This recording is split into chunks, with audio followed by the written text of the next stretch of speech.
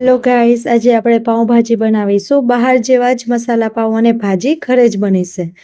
એક કુકરમાં આપણે શાકભાજી લઈ લઈશું બધાય. એમાં બટેકાનું વધારે માત્રામાં લઈશું. બટેકાની છાલ ઉતારીને એના નાના કટકા કરીને લઈ લઈશું. અને એમાં એક રીંગણું એડ કરી દઈશું, બીટ અને દૂધી એડ કરશું.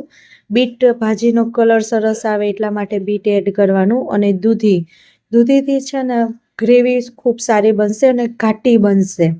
પછી એમાં આપણે વટાણા એડ કરી દઈશું, હળદર અને મીઠું નાખીશું અને એમાં જોઈતું પ્રમાણમાં પાણી એડ કરીને કુકર બંધ કરીને 5 સીટી બોલાવા ગેસ પર રાખી દઈશું. 5 સીટીમાં સરસ રીતે બધું શાકભાજી બફાઈ જશે.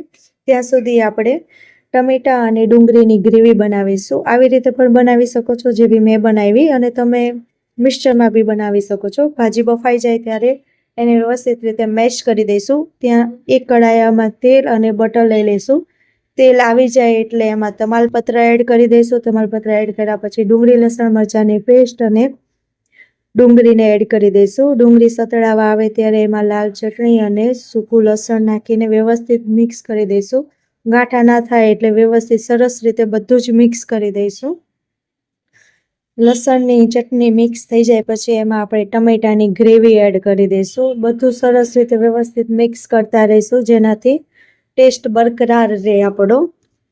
એમાં ત્યાં સૂકા મસાલા એડ કરીશું, હળદર, લાલ મરચું, કશ્મીરી લાલ મરચું, પાઉંભાજીનો મસાલો, સ્વાદ અનુસાર નમક બધું એડ કરીને વ્યવસ્થિત ભાજીને હલાવી લેવાની.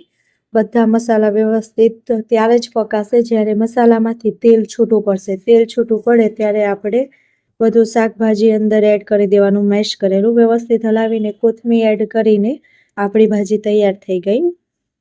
ભાજી તૈયાર થાય પછી આપણે મસાલા પાઉં બનાવીશું. મસાલા પાઉં બનાવવા માટે બધા પાઉંને પહેલાં અલગ કરી લઈએ, પછી વચ્ચેથી કટ કરી દઈએ. વચ્ચેથી કટ થઈ જાય પછી મસાલા ભાજી બનાવવા માટે એની ભાજી બનાવીશું. ભાજીમાં આપણે બટરનો એક કટકો એડ કરીને વ્યવસ્થિત હલાવી લઈશું. ગરમ ગરમ ભાજી છે એટલે બટર સરસ રીતે એમાં મેલ્ટ થઈ જશે. બટર મેલ્ટ થઈ જાય એટલે આપણે પાઉંને શેકવા લઈશું. એક લોટીમાં સહેજ બટર લગાવી દેવાનું અને એને અંદરનો ભાગ શેકાવા દેવાનો અને ઉપર સહેજ બટર લગાવી દઈશું. અંદરનો ભાગ શેકાઈ જાય એટલે પલટી દઈશું અને અંદર ભાજી લગાવી લઈશું વ્યવસ્થિત. બટરવાળી ભાજી લગાવ્યા પછી એને બંધ કરીને આગળ પાછળ બધી બાજુ વ્યવસ્થિત રીતે પાઉંને શેકી લઈશું. સેમ એવી જ રીતે અંદરનો ભાગ પહેલાં શેકાવા દેવાનો, ઉપર સહેજ બટર લગાવી લેવાનું અને એને પલટીને અંદરની બાજુએ ભાજી લગાવીને બધી ફરતી બાજુ પાઉંને શેકી લેવાનું. તૈયાર છે આપણા ભાજી અને મસાલાવાળા પાઉં. ખૂબ જ ટેસ્ટી ભાજી અને પાઉં બી એકદમ સોફ્ટ અને ટેસ્ટી બને છે. જો તમને રેસીપી પસંદ આવી હોય તો ફોલો કરો, લાઈક કરો અને સબસ્ક્રાઈબ કરો. Thank you.